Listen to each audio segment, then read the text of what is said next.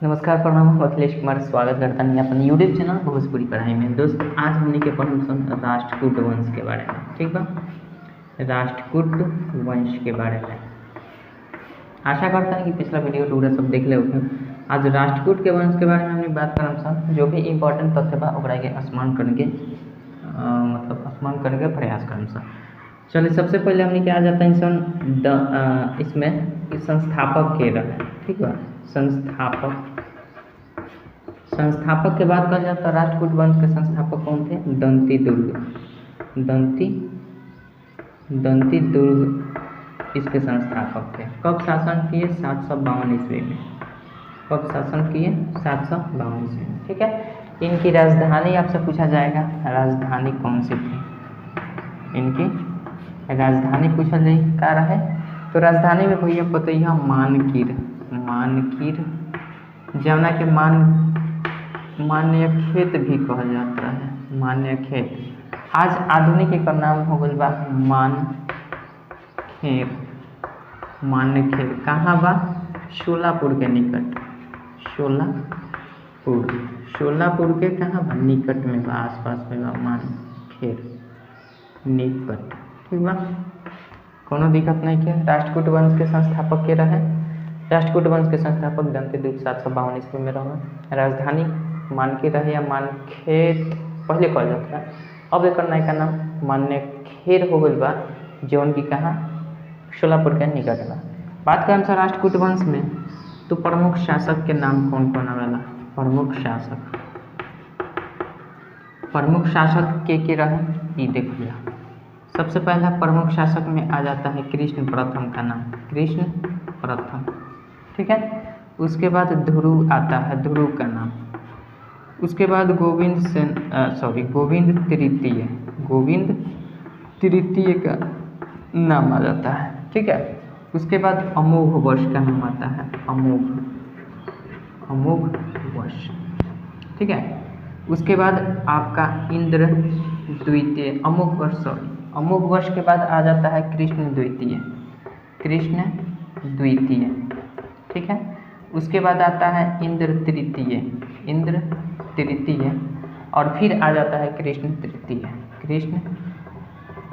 तृतीय, ठीक है। ये सभी प्रमुख शासकों का नाम है राष्ट्रकूट वंश में। पहला कृष्ण प्रथम, दूसरा ध्रुव, गोविंद तृतीय, अमोघ वर्ष, कृष्ण द्वितीय, इंद्र तृतीय और फिर कृष्ण तृतीय, ये सब का नाम आता है। ध्रुव के बारे में बताया जाता है कि ध्रुव एक ऐसा शासक था जिसने एलोरा के, महाराष्ट्र में जाएंगे तो एलोरा के कैलाश मंदिर, जो कि बहुत प्रसिद्ध है, एलोरा के प्रसिद्ध कैलाश मंदिर लिख सकते हैं, जो कि प्रसिद्ध है। ये एलोरा का प्रसिद्ध कैलाश मंदिर का क्या किया था? कैलाश मंदिर का निर्माण करवाया था। किसने?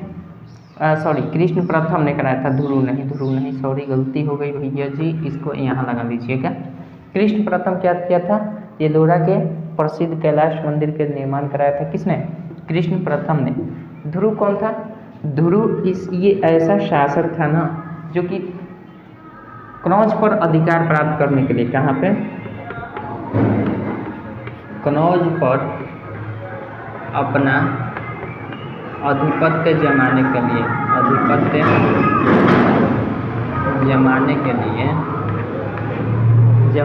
क्या किया था? त्रिपक्षीय संघर्ष में भाग लिया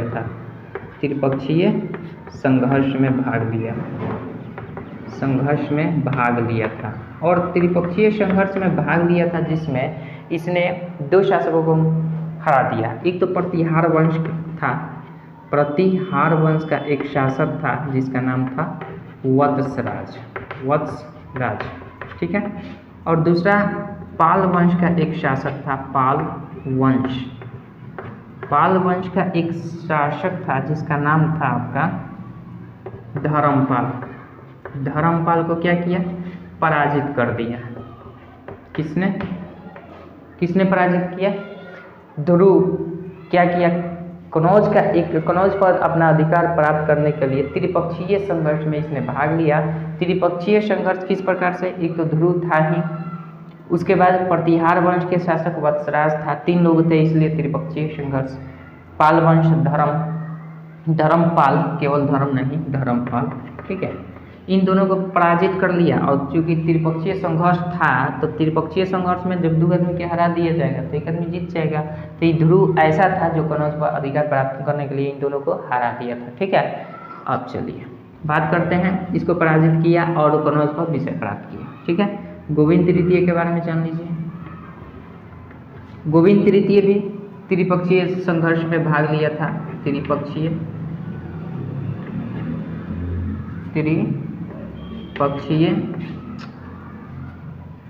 संघर्ष में भाग लिया था। ये भी त्रिपक्षीय संघर्ष में भाग लिया था, ठीक है। लेकिन इसने किसको हराया था? इसने हराया था चक्राज युद्ध को। चक्राज युद्ध, और इसके एक संरक्षक था। संरक्षक का नाम क्या था? चक्राज युद्ध, और इसका एक संरक्षक था जिसका नाम था आपका धर्मपाल। क्या था? धर्मपाल। इन दोनों को पराजित किया। संरक्षक और धर्मपाल को पराजित किसने किया? गोविंद तृतीय ने। साथ ही साथ ये पल्लव वंश, ठीक है, पल्लव वंश, केरल, गंग शासकों का एक समूह था, ठीक है, शासकों का एक समूह था जिसको इसी ने विध्वंस किया, नष्ट किया। पल्लव वंश, केरल और गंग के शासकों का इसने क्या किया? और इसमें आप पांड्य भी लिख सकते हैं, पांड्य भी था। पांड्य, पल्लव वंश, केरल और गंग शासकों का एक संघ था, उसको किसने नष्ट किया? गोविंद तृतीय ने नष्ट किया, ठीक है, याद रखिएगा। अमोघ वर्ष के बारे में बात करते हैं। अमोघ वर्ष जैन धर्मावलंबी था। ये कौन सा था? जैन धर्म को मानता था, या जैन धर्म का अनुयायी था, मतलब उसका फॉलोअर था, अनुयायी यानी फॉलो करता था जैन धर्म, ठीक है। इसकी एक रचना है क्या? कविराज मार्ग। कौन सी रचना है भैया? कविराज मार्ग इसकी रचना है। और इसके दरबार में कौन कौन से कवि रहा करते थे? इसके दरबार में याद रखिएगा, दरबारी कवि का नाम याद रखिएगा। अमोघ वर्ष के दरबारी कवि कौन कौन से थे?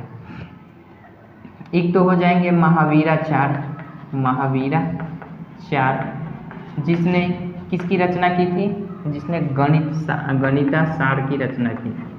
गणितासार संग्रह की रचना की थी। गणितासार संग्रह की रचना की थी। इसके बाद नाम आ जाता है आपका जीनसेन का। जीनसेन जिसने किसकी रचना की थी? जिसने आदि पुराण की रचना की थी। आदि पुराण की रचना की थी, ठीक है। तो ये सब दरबारी कवि थे। एक और नाम आ जाता है दरबारी कवि में आपका सक्तायना ने किसकी रचना की थी? अमोघ वृत्ति की रचना की थी। अमोघ वृत्ति, ठीक है, अमोघ वृत्ति की रचना की थी। तो ये 3 दरबारी कवि थे जो इम्पोर्टेंट हैं। ये किसके दरबार में रहा करते थे? कविराज मार्ग किसकी रचना है? ये कविराज मार्ग किसकी रचना है? अमोघ वर्ष की रचना है, ठीक है। अमोघ वर्ष के दरबारी कवि कौन कौन से थे?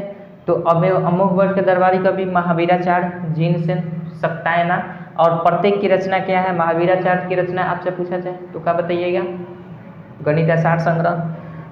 जीनसेन की रचना कौन सी है? तो जीनसेन की रचना आदि पुराण है। सक्तायना की रचना कौन सी है? अमोघ वृत्ति, ठीक है, अमोघ वृत्ति है। तो ये सब जितने भी हैं कवि, ये अमोघ वर्ष के दरबारी कवि हुआ करते थे, ठीक है। अमोघ वर्ष की मृत्यु कैसे हुई थी? ये इम्पोर्टेंट है, याद रखिएगा। अमोघ वर्ष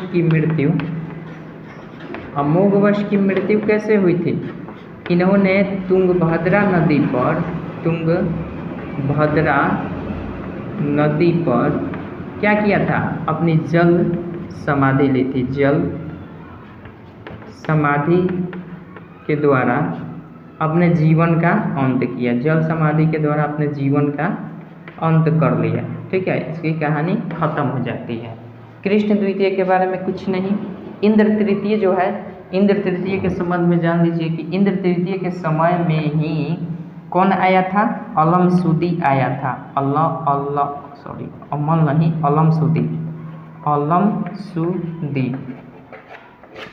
अलमसूदी कब आया था?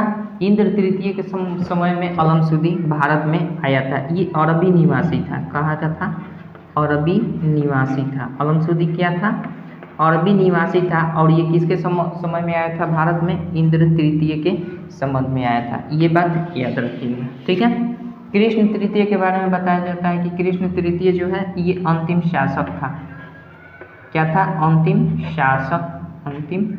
शासक था। और इसी के दरबार में कन्नड़ साहित्य के त्रिरत्न कहे जाने वालों में से एक पंप रन है। 3 गो कन्नड़ साहित्य में के हैं, लेकिन पुण्य जो थे वो इन्हीं के दरबार में रहा करते थे। पुण्य जिसने किसकी रचना की? जिसने विष्णु पुराण नहीं, वो कौन सा पुराण है? शांति पुराण। जिसने शांति पुराण की रचना की है। पुण्य शांति पुराण की रचना की है, याद रखिएगा, ठीक है। अंतिम शासक कृष्ण तृतीय था राष्ट्रकूट वंश का। पुण्य इसके दरबारी कवि थे जिन्होंने शांति पुराण की रचना की थी। पुण्य कौन थे? त्रिरत्न, कन्नड़ साहित्य के त्रिरत्न में से एक थे पुण्य। 2 और कौन है? पंप, पुण्य और रन। पंप और रन 2 अलग है, यानी आप समझ रहे हैं। चलिए एक बार आपको रिमाइंड हम करा देते हैं। आपको लग रहा है बोरिंग लग रहा होगा, जो अभी तक यहाँ तक आ चुके हैं ना, उनके लिए ये बोरिंग नहीं होना चाहिए, पहले बता देते हैं, ठीक है। अब इसको हम थोड़ा सा मिटाने से पहले आपको फिर से रिपीट कर देते हैं। राष्ट्रकूट वंश का शासक आपसे जब भी पूछा जाए तो आप किसको बताइएगा? दंती दुर्ग था। 752 ईस्वी में इसका शासन था, ठीक है। राजधानी कहाँ थी? मानकीर या मानखेर, या फिर इसी का नाम आ गया है अब मानखेर, जो कि शोलापुर के निकट है। याद हो जाएगी, कोई बात नहीं है। चलिए प्रमुख शासक में अगर बात किया, जब भैया मुझे याद है तो आपको क्यों नहीं याद होना चाहिए? नहीं होगा तो दिक्कत है, ठीक है। प्रमुख शासक में अगर देखा जाए तो कृष्ण प्रथम का नाम आ जाता है, जिन्होंने एलोरा के प्रसिद्ध कैलाश मंदिर का निर्माण कराया था, ठीक है, महाराष्ट्र में पड़ता है। ध्रुव कौन था? राष्ट्रकूट वंश का एक ऐसा शासक था जो कि त्रिपक्षीय संघर्ष में इसने भाग लिया था। 2 पहले से संघर्षी थे जो संघर्ष कर रहे थे, लड़ रहे थे कि कनौज पर हम अधिकार करेंगे, समझ रहे हैं ना।